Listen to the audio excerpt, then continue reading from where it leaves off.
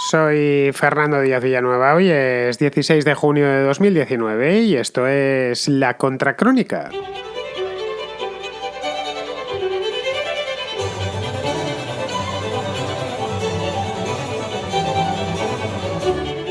Bienvenidos un domingo más a La Contrarréplica, el programa de preguntas, respuestas y reflexiones de La Contracrónica, el programa en el que los oyentes, vosotros mismos, enviáis mensajes de voz, quiero decir, no enviáis mensajes de texto y yo los leo. Ya sabéis que esto no funciona así, los que lo sabéis, los que no lo sabéis ahora os lo explico. Esto funciona mediante notas de voz de WhatsApp, tenéis que enviarlas al número que os voy a dar ahora, tienen que durar aproximadamente 1 o 2 minutos de duración. Si tenéis mucho que decir os podéis tomar 3, pero por favor os lo pido, no vayáis más lejos, porque a veces os tengo que echar las notas de voz atrás, lo sabéis algunos, que os he pedido que me las acortaseis, porque me habéis llegado a enviar en alguna ocasión notas de voz de 11 y de 12 minutos, que a mí me fascina, porque a uno se le tiene que quedar el dedo pegado en la pantalla, pero bueno, el hecho es que 10 o 12 minutos de nota de voz, por muy interesante que sea, no se puede pasar por este programa, porque entonces no entraría nadie más, y esa no es la idea. Tienen que entrar como mínimo 5 o 6 llamadas en cada contrarréplica y, si es posible, alguna más. Bien, el número, que se me olvidaba. El número de WhatsApp de la contrarréplica, del contraplano, de la contraportada, de la contrahistoria, bueno, mejor dicho, el contrasello, es siempre el mismo, es el 690-827909. Lo doy porque, a pesar de que lo doy todos los sábados y todos los domingos, todavía me lo seguís preguntando. Tanto me enviáis correos a mi página web como lo preguntáis a veces en los comentarios, a pesar de que en YouTube pues aparece bien claro y bien grande. Bien, repito una vez más, 690-827909 con el más 34 delante, en el caso de que estéis fuera de España, es decir, que vuestro teléfono móvil no sea español y la red pues lo tenga que enrutar hasta mi teléfono y me pueda llegar. Muy bien, pues dicho esto, pasamos ya a la contrarréplica.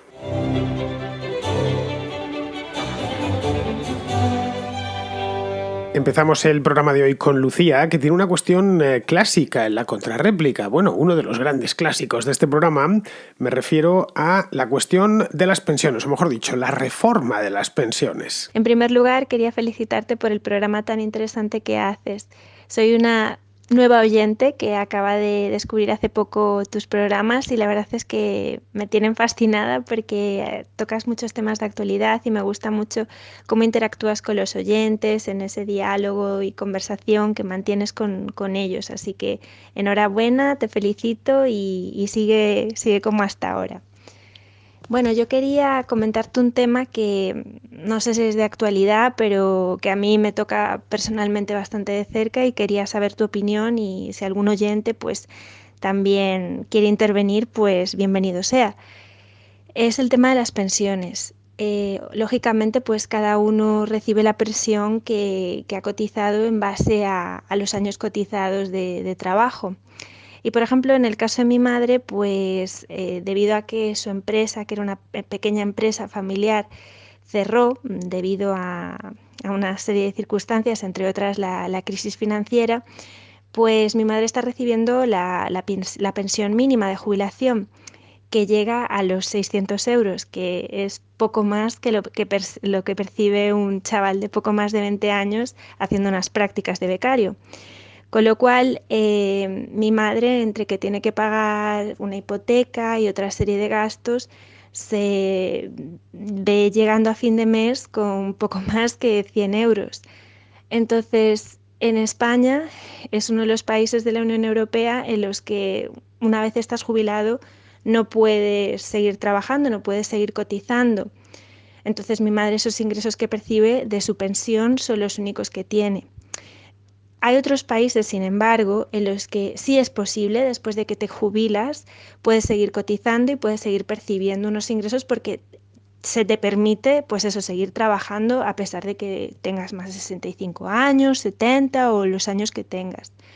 Entonces, mi pregunta es si tú consideras que en España se debería implementar ese modelo y si piensas bueno, que efectivamente quien quiera seguir trabajando a pesar de que tenga pues 65, 70 o los años que sea, que esté en su derecho y en su libre decisión de hacerlo. Y bueno, pues si hay algún caso más como el mío, como el de mi madre en este caso, que otro oyente pues que también lo comente y que dé su opinión. Pues nada más, muchas gracias y un saludo.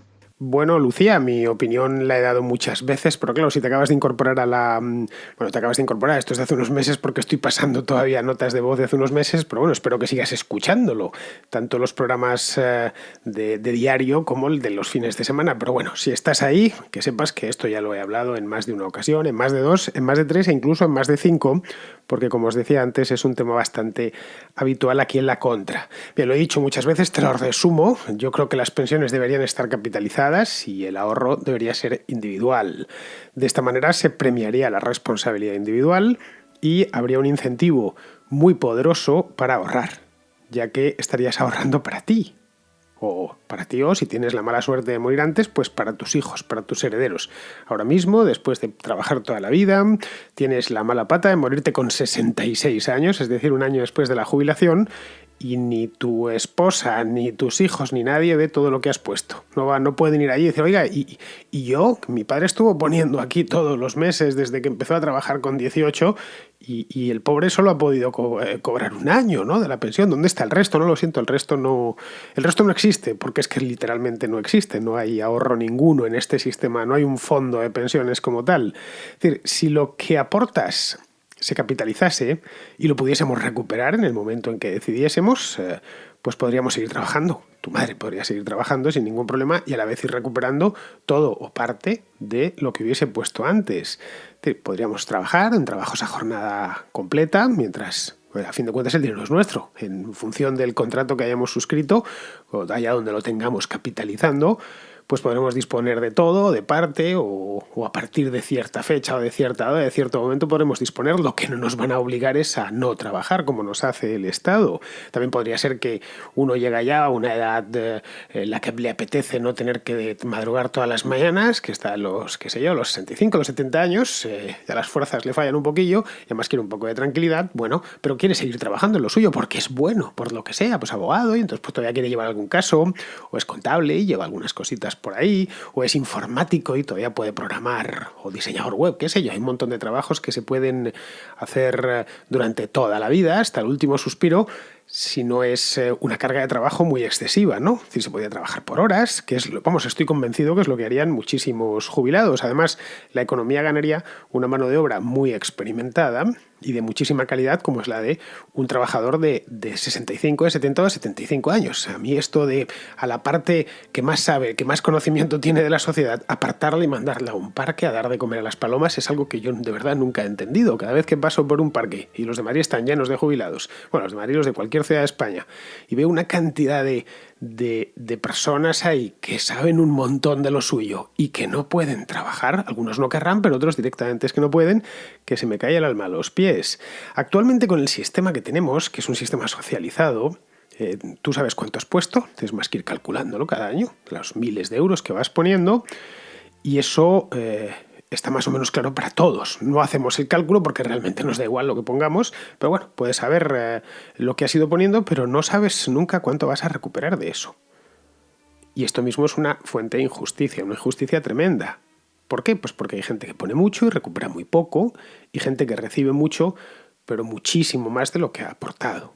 Y esto tú dirás, ¿eso es justo? No, eso no es justo. Eso es igualitario, pero no es justo. Es decir, la igualdad no es necesariamente justa. Justo es que cada uno tenga lo que se merece. Es decir, es como si se hiciese un promedio en los exámenes. Bien, vamos a ver, como este chico no ha estudiado nada y ha sacado un 0 y tú has sacado un 10 y clavaste codos todos los del mundo, pues ¿qué os parece si os dejamos a un 5, con un 5? Pues el que saca un 0 estará encantado.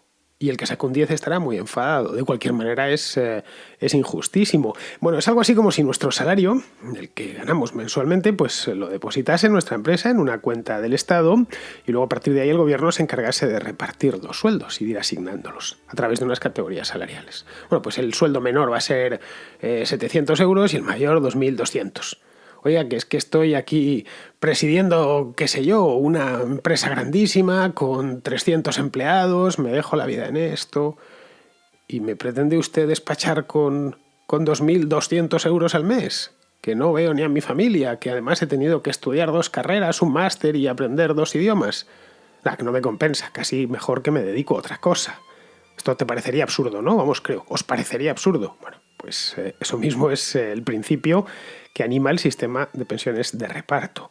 Eso por no hablar de las implicaciones morales de toda esta historia, claro. En tanto es el Estado el que reparte, que es el Estado el que reparte a fin de cuentas, cuando dicen sistema de reparto, lo reparten unos tipos, con nombre y apellidos, pues en ese momento convierte a todos los pensionistas en dependientes. Y la verdad, trabajar duro toda una vida, primero se estudia, luego se trabaja, actualmente tenemos una cantidad de años de formación exagerada, para acabar siendo rehén de unos políticos. Pues sinceramente, no sé, Lucía, a mí me parece que no es ni justo, desde luego, ni tampoco es muy recomendable. Es de hecho una humillación. Pero bueno, en fin, vamos a seguir. Vamos ahora con Luis, que me dejó hace unos meses un mensaje sobre, no sé si os acordáis, esto debió ser en el mes de noviembre y diciembre, me dejó un mensaje sobre el trasvase del Tajo al Segura. Y nada, le respondí en aquel momento y me dejó después, posteriormente, otro mensaje sobre este mismo tema. En mi intervención yo decía que no me parece moralmente aceptable que desde la comunidad murciana, era en este caso, se reclamara el agua de otra comunidad autónoma. En este caso también mi intervención era la del Ebro. Así, sin más, solamente porque somos de España y el agua es de los españoles. Bien, en tu contestación de hoy me has dicho que me informara un poco mejor, porque en realidad los murcianos sí pagan, y no de forma barata, el agua que reciben, como era el caso, has puesto el ejemplo, de la que reciben de la cuenca hidrográfica del Tajo. Bueno, siguiendo tu consejo, me he informado. Y después de informarme, he visto en prensa de internet que, en general, las voces de opinión de Castilla-La Mancha y de los políticos de Castilla-La Mancha reflejan un estado de evidente insatisfacción con los términos del trasvase de agua del Tajo al Segura. Me he seguido informando y he llamado a un amigo que trabaja en la Confederación Hidrográfica del Tajo y me ha explicado algo que por lo demás era de imaginar. Y es que en España el agua es un bien público y que, como bien público que es de todos los españoles, el agente que decide sobre su explotación y sobre su uso es el Estado español en Consejo de Ministros. Es decir, es el Consejo de Ministros el que, entre otras cosas, pone precio también al agua que se trasvasa de una cuenca hidrográfica a otra. Bien, yo no sé quién es el agente autorizado para considerar qué es un precio generoso o qué es un precio caro o barato. Si el Consejo de Ministros de España, si tú mismo, que consideras que era generoso, o si las partes, cuando sin mayor coacción de otras partes terceras, en este caso estoy hablando de las partes como las comunidades autónomas, deciden llegar a un determinado acuerdo. Mi tesis es que solo deberían decidir sobre esa cuestión las dos partes involucradas, las comunidades autónomas involucradas, la donante y la receptora. En mi intervención también hablaba de que a nadie se le ocurriría pedir, así sin más, que porque el Ródano es un río europeo, se debería de trasvasar el agua del Ródano de Francia, que es un país europeo, a España, que es un país europeo. Bien, lo puse como un ejemplo sin pensar en más cuestión, pero resulta que luego, informándome, he visto que en su día hubo un proyecto de trasvase del agua del Ródano a Cataluña y quien inició las negociaciones fue la empresa pública francesa que gestiona el agua del Ródano. Es decir, la empresa pública francesa, como donante del agua, estaba interesada en hacerlo, eso sí, a unas condiciones que fueran suficientemente atractivas. Me imagino que básicamente a unas condiciones de precio. Es decir, esto muestra que un mercado del agua sí es posible y que quizá el principal interesado y el primero en iniciar las negociaciones sería la comunidad donante. Nada más. Muchas gracias a ti y saludos a todos los oyentes de la Contracrónica. Pues sí, efectivamente, Luis, deberían decidir las partes involucradas, pero no las comunidades autónomas, sino los usuarios de ese agua, es decir, en el caso de Murcia, los regantes y los propietarios de la infraestructura, del que presta el agua, o mejor dicho, del que vende el agua, porque el agua cae del cielo, pero no se almacena sola, ni se trasvasa sola, ni se mantiene en condiciones sola. Para hacerlo es necesario construir infraestructuras que son muy costosas de construir y costosas de mantener, Y bien, esto sí que no es algo que nos caiga del cielo. El agua efectivamente es de todos, en tanto en cuanto a todos nos cae en la cabeza si nos pilla sin paraguas por la calle un día que cae un chaparrón. Pero en el momento en que cae al suelo, a partir de ahí no sale por el grifo, ¿eh? Hay que hacer la gestión del agua, es algo costoso, ya digo, porque las infraestructuras son muy caras y sobre todo laborioso, que implica tecnología, dedicación, especialistas y demás, ¿no? Es una industria en sí misma, la industria del agua. El gestor de los recursos hídricos en España, los gestores de los recursos hídricos son las cuencas hidrográficas, las confederaciones hidrográficas. Concretamente el de la cuenca del Tajo, pues es la Confederación Hidrográfica del Tajo, que depende, como todas las confederaciones hidrográficas, del Ministerio de Agricultura. Esto de las confederaciones hidrográficas es un sistema de gestión del agua típicamente español, de hecho fue España pionera, es un invento de hace un siglo, entró en los años 20, en funcionamiento en los años 20 del siglo pasado, fue una creación de Primo de Rivera, para dotar a las cuencas de un órgano de gestión, partiendo de la unidad de la cuenca. Así es como funciona la gestión del agua en España. Y que no es un mal modelo en absoluto, ¿eh? Para nada. En España ha funcionado bien a lo largo de casi 100 años. Los ríos están bien explotados, están bien mantenidos, la calidad del agua es buena. Es muy raro ver basura en los ríos en España y por supuesto que huelen mal también.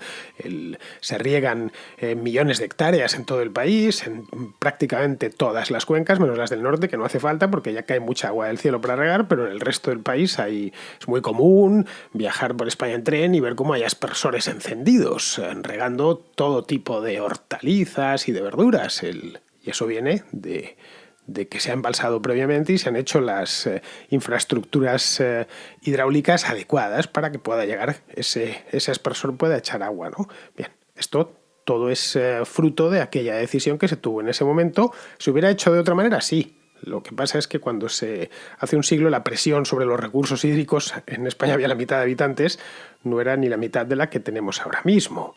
Lo que digo, que no es un mal modelo. Es decir, que los ríos en España están saludables, a pesar de que, especialmente en algunas zonas del país, llueve muy poco.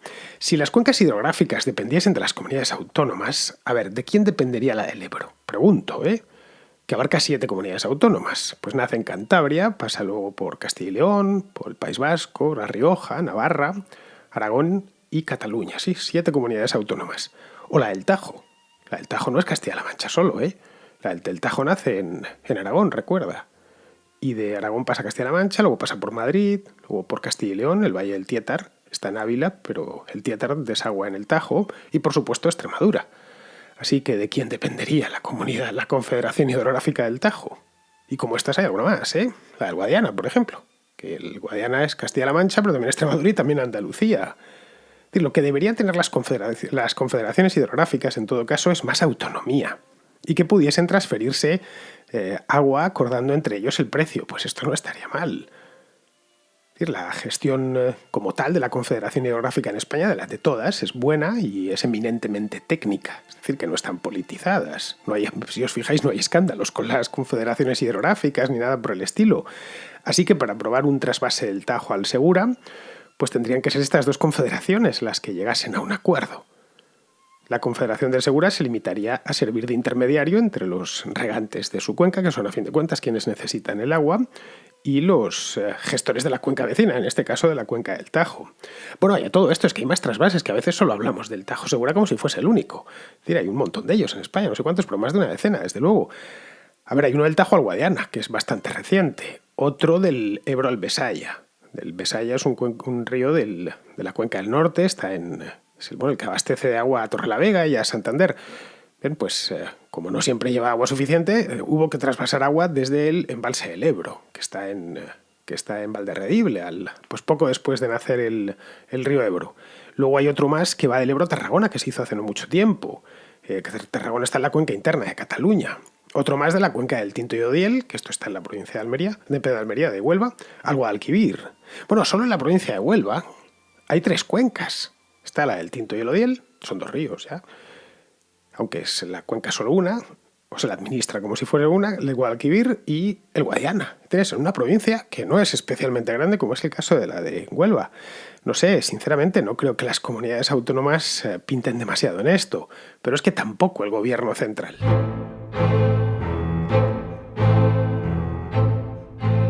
Y hoy la cosa está de temas clásicos, así que vamos con el siguiente oyente, que se llama Eduardo y que trae otro tema clásico de la contrarréplica, en este caso el veganismo. Lo primero, ¿puede ser un niño vegetariano o vegano y crecer igualmente? Sí, aquí creo que cometes un error. Los seres humanos no necesitamos, bueno, los seres humanos ni ningún ser vivo, necesitamos la carne per se ni ningún producto en específico para crecer. Necesitamos lo que ese producto nos da. Es decir, cuando yo me como un chuletón, ese chuletón, bueno, yo no porque yo soy vegetariano también, ese chuletón no me está aportando nada en específico. No hay nada en específico que ese chuletón tenga que otra cosa no me pueda dar. En todo caso, es la vitamina B12 que no se encuentra de forma natural en ningún alimento y que al igual nosotros la obtenemos porque se suplementa a los animales propiamente y la obtenemos de esa forma. Por tanto, un niño no necesita que le den ningún producto en específico para crecer, necesita una dieta planificada que le dé todas las grasas, calorías, vitaminas, y nutrientes que ese niño necesite para crecer, es decir, una dieta planificada. Yo mismo, siendo vegetariano y aunque he leído bastante, jamás se me ocurriría planificarle yo mismo la dieta a un niño que esté en plena fase de crecimiento. Para eso soy especialista, que al igual en España es complicado porque hay bastante desconocimiento, ya no solamente en materia de nutrición, sino especialmente en nutrición vegetariana, porque vengo de familia de médicos y a día de hoy aún me siguen diciendo que una dieta vegetariana o vegana no es viable a largo plazo cuando sí lo es, tú mismo lo has dicho. Por otra parte, salvo el supuesto desabastecimiento, si toda la población se tuviese que alimentar a base de vegetales. A día de hoy, el 70% de los cultivos del mundo se utilizan para alimentar animales, mientras que el 30% restante se utiliza para alimentar a personas. Ese 70% de cultivos para alimentar animales, como comprenderá, está bastante desaprovechado. Es decir, el porcentaje de beneficio que tú obtienes, al menos beneficio nutricional, en relación a darle de comer a una vaca 1000 lechugas, te hubiese sido más rentable, en vez de comerte ese chuletón de 1 kilo, haberte comido parte de esas 1000 lechugas. Al menos a nivel de consumo es bastante más rentable, por no hablar de que de ese 30% que consumimos los humanos, bastante lo desaprovechamos. Y luego ya entra todo el tema del medio ambiente y demás. Así que no, es decir, sí podría mantenerse a toda la población del mundo con bastante menos porcentaje de cultivo del que tenemos a día de hoy y sobraría. Eso salvo a esa materia. Y por último, lo del sufrimiento animal. Bueno, no me sirve de excusa que los seres humanos ahora tengamos un código ético y que tengamos consideración respectivo al trato de los animales, que también hay animales que tienen consideración en su trato. Por ejemplo, el pulpo se sabe cautivo cuando lo está e intenta escapar. Las hormigas se cuidan y se practican la eutanasia, fingen heridas, etcétera, etcétera. Los monos, por no hablar, pero bueno, tampoco voy a dar aquí una clase de biología.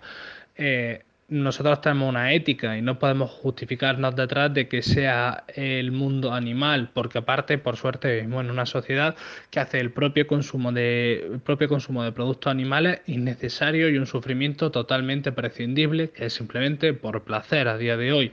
Por mucho que nuestro cuerpo esté adaptado, que eso es otro debate, que en mayor o menor medida sí estamos adaptados, pero bastante más adaptados a los vegetales que a la carne, y mucho menos al nivel de carne que se consume a día de hoy.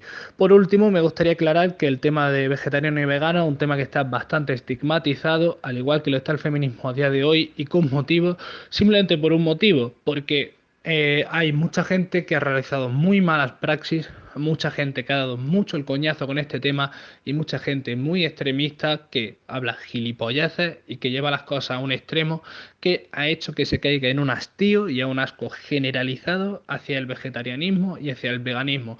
Y aunque no he leído los comentarios de tu vídeo, estoy seguro que más de una persona ya habrá saltado en esto y nada más que ver que el comentario al que respondía este chico de el vegetarianismo o el veganismo como una ideología sectaria que pretende influir en la vida del resto de personas.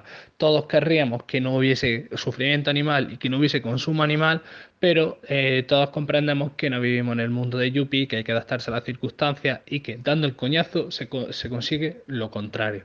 Un saludo. Bueno, Eduardo, yo no creo que un vegano esté estigmatizado en España, sinceramente.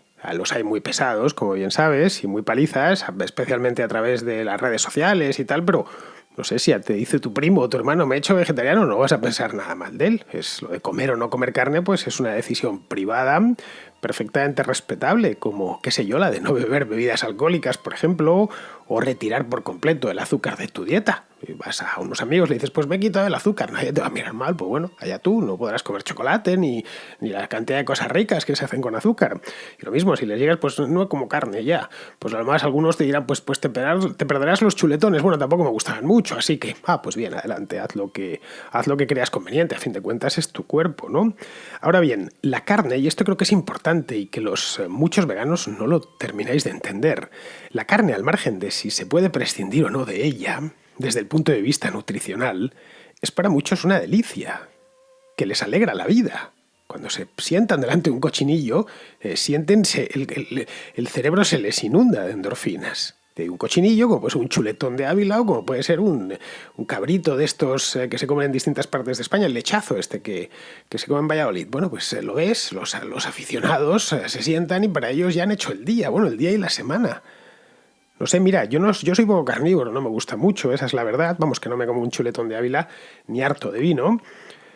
Pero me gusta mucho, bueno, el jamón. No, el jamón es la excepción, el jamón sí que me gusta, me encanta. Pero vamos, me gusta mucho el queso, disfruto comiéndolo, de verdad. Probando distintos tipos de diferentes países, busco en el supermercado, conozco un montón de variedades de queso, ya solo con el hecho de mientras lo corto con el cuchillo y me sube el aroma hasta la nariz, pues ya me relamo, es todo un placer sensorial. A ver, cuando yo hago eso, y lo hago todos los días porque como queso a diario, yo no hago cálculos de calorías o de si podría sustituir los nutrientes de esa cuña de queso de azul de Valdeón que me está diciendo ponme encima un pedazo de pan y cómeme. Pues es que si eso puedo sustituirlo con, no sé, unas alcachofas o unos cebollinos, no pienso en eso, ni pienso en una planificación, ni peso la comida, ni nada por el estilo. Me preparo una tabla de queso que no se la salta un gitano y me la como encantado de la vida. ¿Por qué? Por el puro placer de comérmela, porque el sabor me agrada, no sé. Recuerda que somos seres humanos, no somos máquinas. Así que si abordas esa parte, creo que lo entenderás bastante mejor. Esto es que hay que planificar la dieta. Bueno, lo que hay que procurar es tener una dieta equilibrada, lo más equilibrada posible y no abusar en general de nada. Ni del dulce, ni de nada de lo que te puede llegar a hacer daño, pero planificarse la dieta, no sé, los diabéticos entiendo, pero una persona que está sana tiene que comer bien, simplemente, no procurar evitar pues las gorduras y evitar también las delgadeces extremas, pero nada más, eso de la planificación. Yo cuando veo de verdad a esta gente que vive para la dieta, pues bien adelante, es una decisión personal, pero no pretendas que todo el mundo lo siga. Bien, continuamos, vamos ahora con Sergio, que es un patrono de la Contra, que se hace eco de una iniciativa republicana de hace unos meses. Entonces me llama la atención ahora una cosa. El día 2 de diciembre en Madrid hay una especie de consulta popular que se llama Monarquía o República, que está organizada en diversas asociaciones, universidades y tal. Se llama monarquiaorepública.org. El otro día, oyendo las noticias, yo pensaba que esto era una cosa no vinculante ni nada, pero dice que tienen miedo de que pueda haber conflictos, enfrentamientos, como pasó el 1 en Cataluña, y simplemente quería saber qué opinión te merece este tipo de consultas.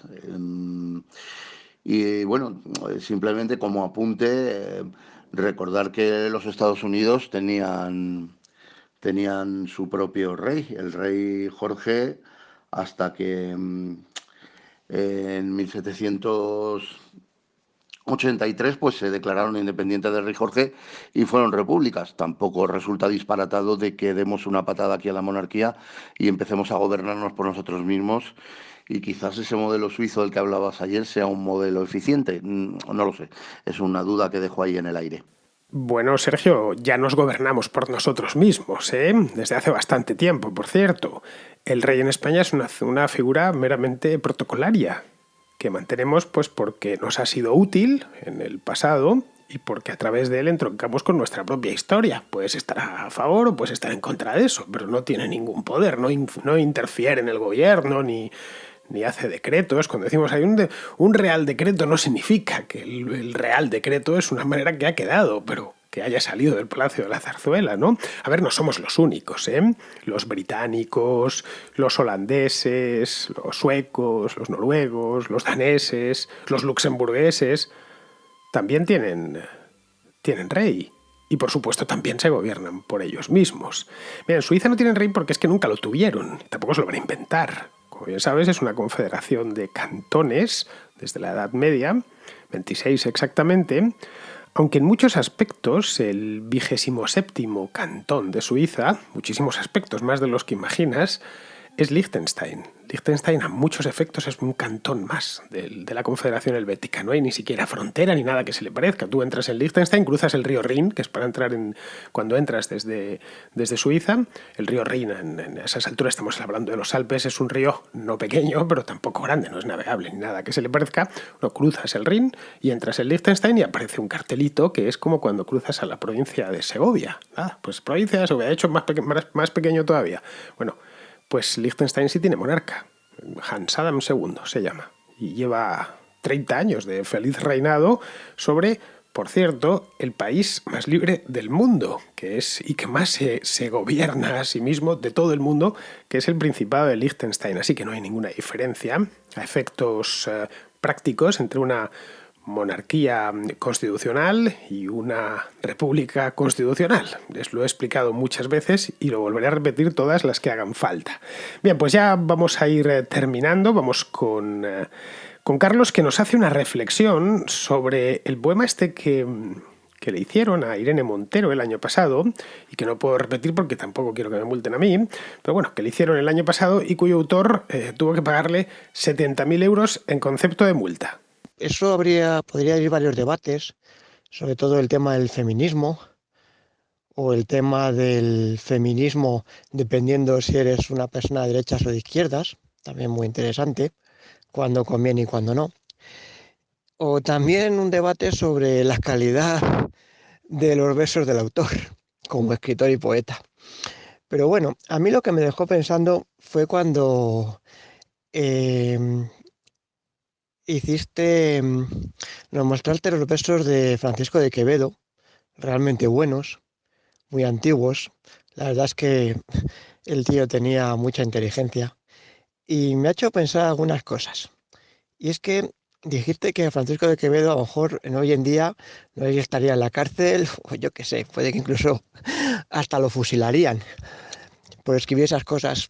Pero yo creo que Francisco de Quevedo puede estar tranquilo en su tumba. Porque, mira, estaba pensando yo que hace un poco de tiempo una alcaldesa de una de las ciudades más famosas de España retiró la placa de la calle del Almirante Cervera porque decía que era falangista.